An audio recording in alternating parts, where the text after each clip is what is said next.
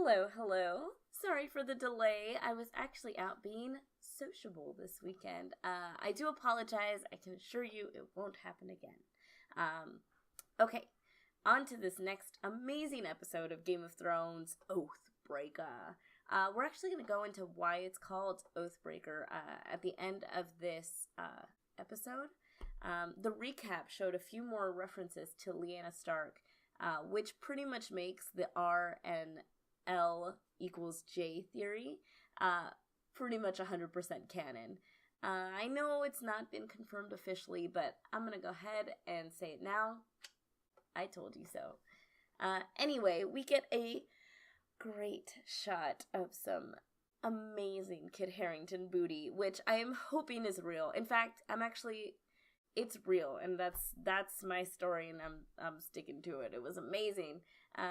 He's thankfully not a White Walker.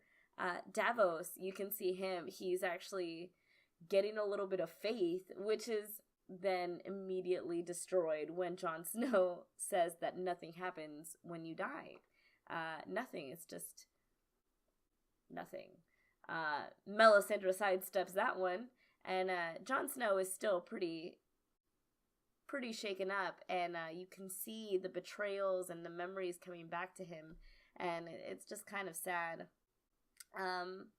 Melisandre mentions Azor Ahai, which I'm going to sidetrack for a moment because it's actually really, really important to the story. So one sec. We've heard mentioned several times in both the book and the both the book and the show about Azor Ahai, who is a legendary a legendary regular hero who is going to come back, be reincarnated. He's going to come back with a flaming sword. I believe I have the exact quote. It is, when the red star bleeds and the darkness gathers, Azor Ahai shall be born again amidst smoke and salt, to wake dragons out of stone. He will also come back with a sword he calls Lightbringer. In the ancient books it's written that a warrior will draw a burning sword from the fire. And that sword shall be Lightbringer. Okay, so Melisandre was 100% sure that this Azor Ahai reborn was Stannis Baratheon, which is just ridiculous because Stannis is cold as an iron bar. And I mean, only because her visions told her this, and she kind of made him fit the description of what she wanted him to be. Even the sword ceremony was just played out and not real. Even Master Aemon was saying that he couldn't feel any heat coming off of the sword. So yeah, she was obviously wrong, because I mean, where is Stannis Baratheon now? And now it looks like she is 100% sure that it is Jon Snow. But we, as the audience, happen to know somebody who kind of fits the description a little bit better, don't we? Red bleeding star to signal her coming, born again amidst smoke and salt, able to bring dragons out of stone.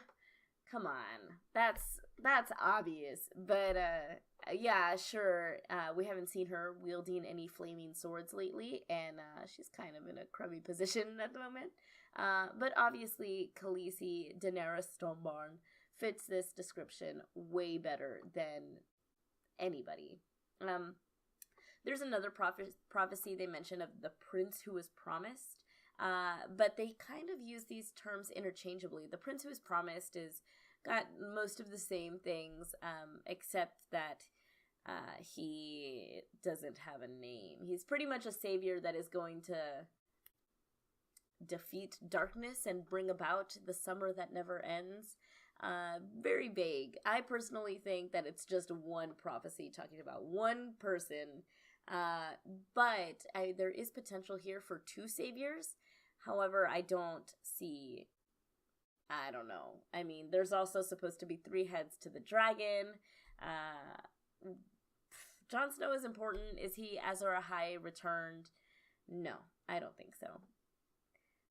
Moving on, Jon Snow makes his grand entrance. Everyone is just like, whoa, it's great. There's a penis joke.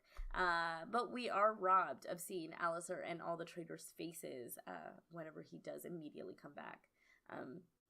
Gilly and Sam finally make an appearance, make their way into an episode about a third of the way into the season. It's a pretty simple yet telling scene. Sam is being pathetic, as always. And Gilly is cleaning up after him, as always. It's so cute. It's like she has two little babies. We find out we are going to go see Sam's papa this season, which is very exciting. They are constantly alluding to Sam's storyline. It's always been a big thing, his relationship with his father. We know quite a bit about it. Of course, none of it's good. So I'm hoping that this is leading us on the path of Sam maybe making his father proud. I think just the fact that he was able to be with a woman is going to be enough to make him proud. It could also lead to something where he doesn't need his father's approval anymore. I'm not sure, but it'll be interesting to see Sam do his thing. There's also the idea, I don't know, just popped in my head, if Gilly is pregnant again, or would she get pregnant again? I don't see why they would do that, but it would just add a little bit of conflict there. It could happen, I don't know. Jump back into the past, and we see teenage Ned, and it's kind of sad how Ned Stark's character is still so important and relevant to the story right now, yet Sean Bean still can't make his way back into the cast list. It's so sad. He deserves better. And considering that Ned Stark sitting on the Iron Throne is one of the most staple images of the Game of Thrones series, it's just kind of sad. I feel like we can just bring him back for one of these flashback episodes. Like, he was probably an adult by this scene. I don't know. Speaking of, we see Sir Arthur Dayne for the first time. There's been a few mentions of him throughout the show. You may not have picked up on it because they like to throw a bunch of names out there. But he is Jaime Lannister's hero.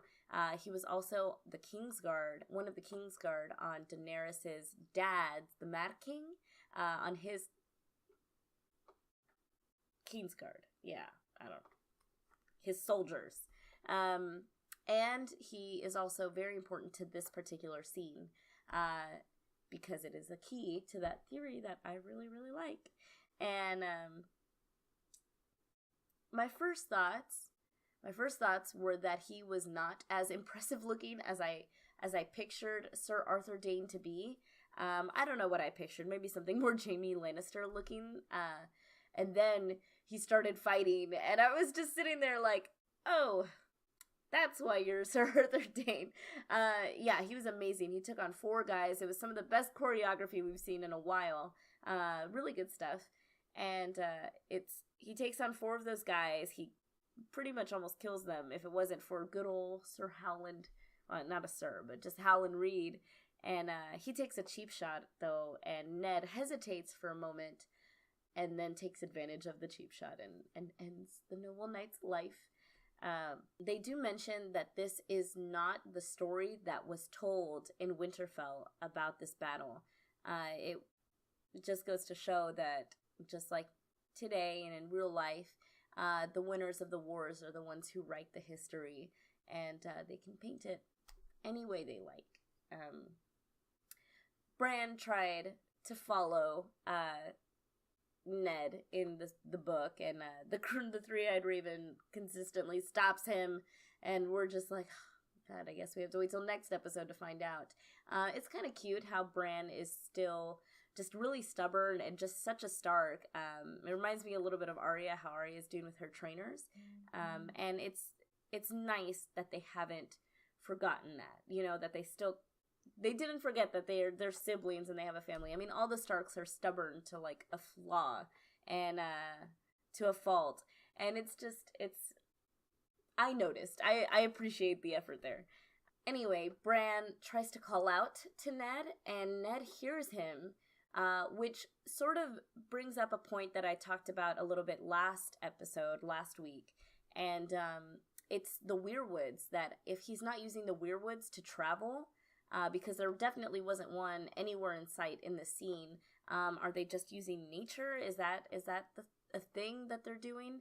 I guess they don't really have to explain it. There's a great trust and a suspension of disbelief for us audience members, so maybe they don't have to worry about it. My biggest problem is, why does Bran need to know this? I know why we need to know these scenes, but why does Bran? What is this building up to? I'm not sure. We do know that Bran is never going to walk again, but the Three-Eyed Raven said that he could fly.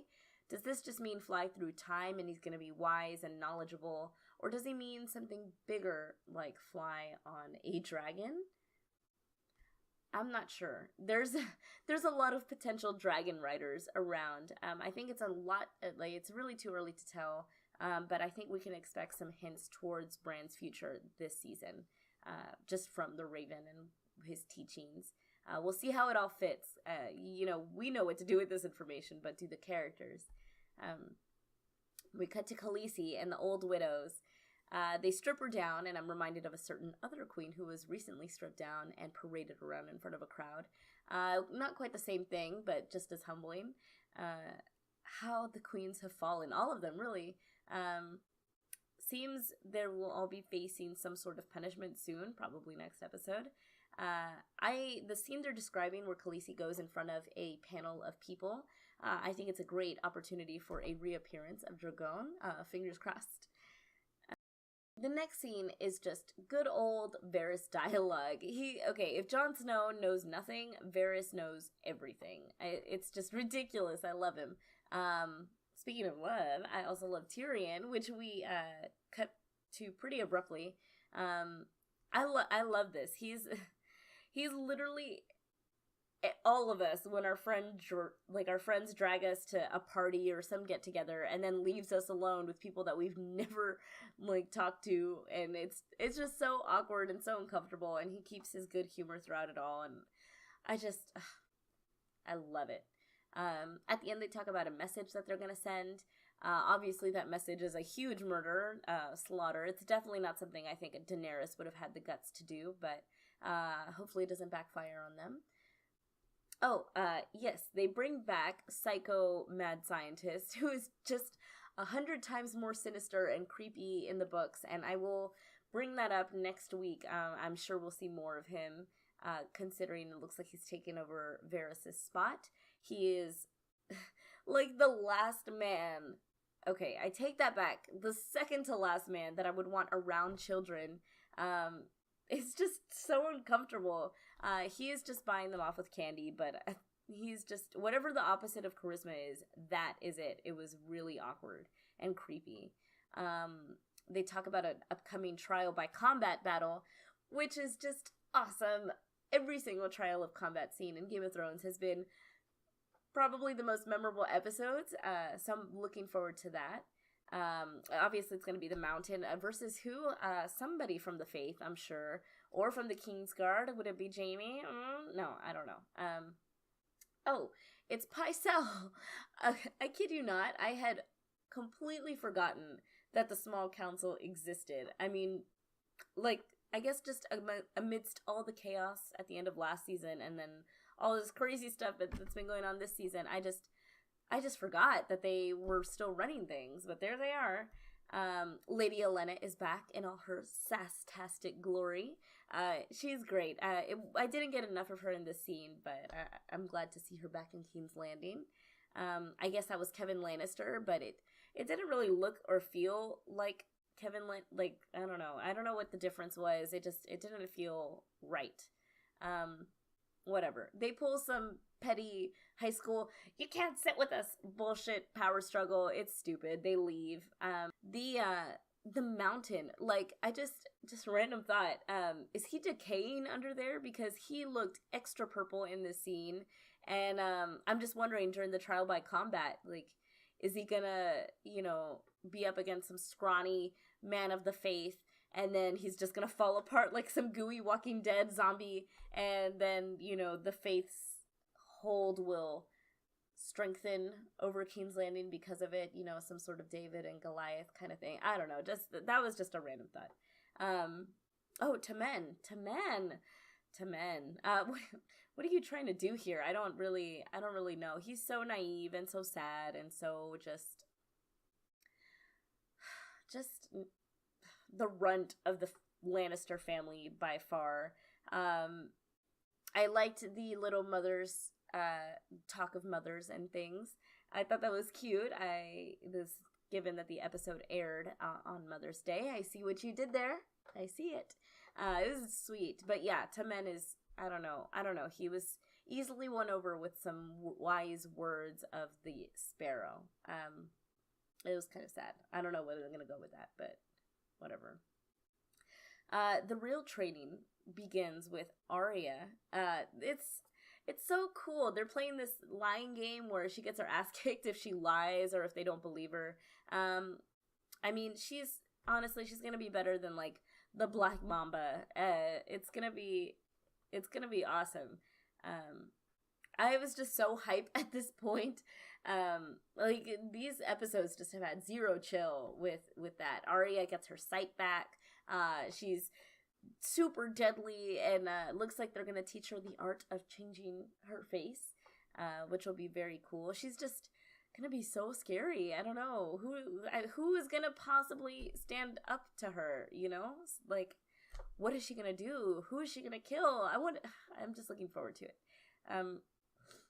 I am also looking forward to when she gets Needle back and re-becomes Arya, but a badass version of Arya, because we all know she's still in there. Okay, so Ramsay's at it again.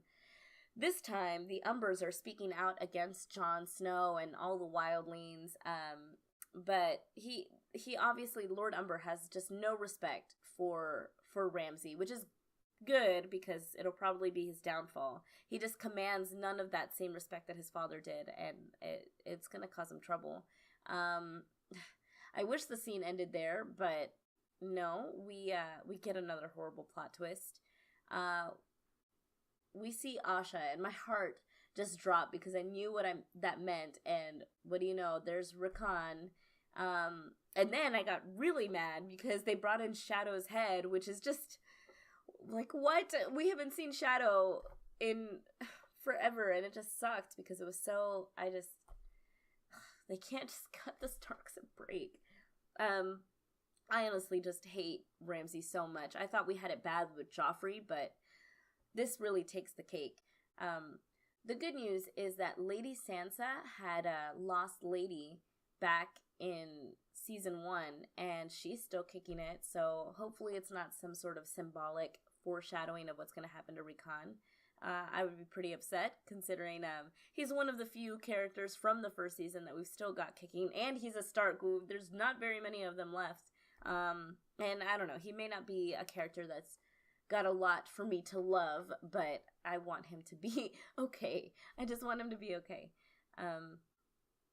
Knowing Asha, she'll probably just get in good with Ramsay and then bite off his dick, because I hope so, because I would really hate to see Rickon have to go to any of Ramsay's sick and twisted games. So, you know, Asha gives no shits, like, whatsoever. So hopefully that's the case. Back to the Wall, Jon Snow finally faces his traitors, who are all lined up nice and neat in a row, ready to hang.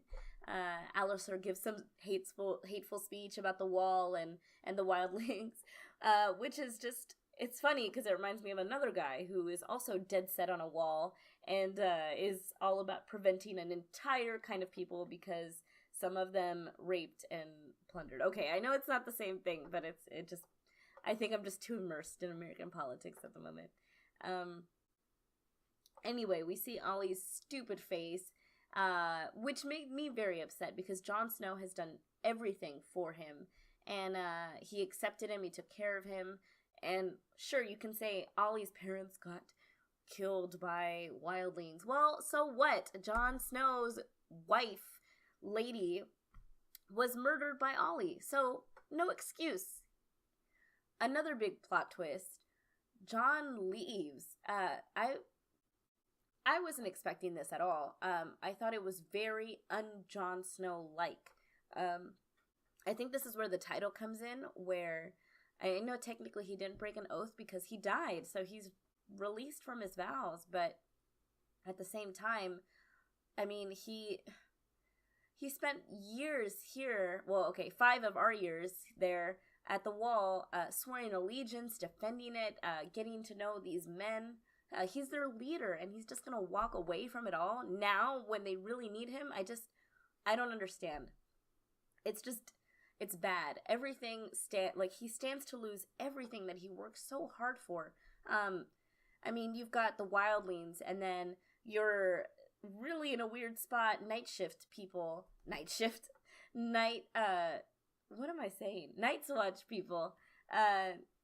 and they're not feeling very good about everything right now. Not to mention, all these people back in the north are about to band together and go kill all of them. It's bad timing, Jon. What are you doing? I know you're supposed to, lose some of yourself whenever you,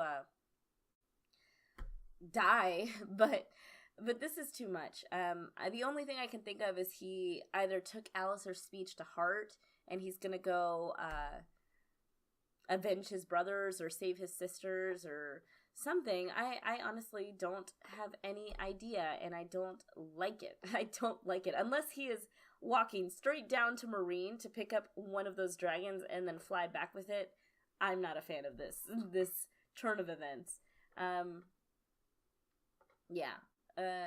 Anyway, these were just some of my theories, musings. I know it was a little rushed, but life happens.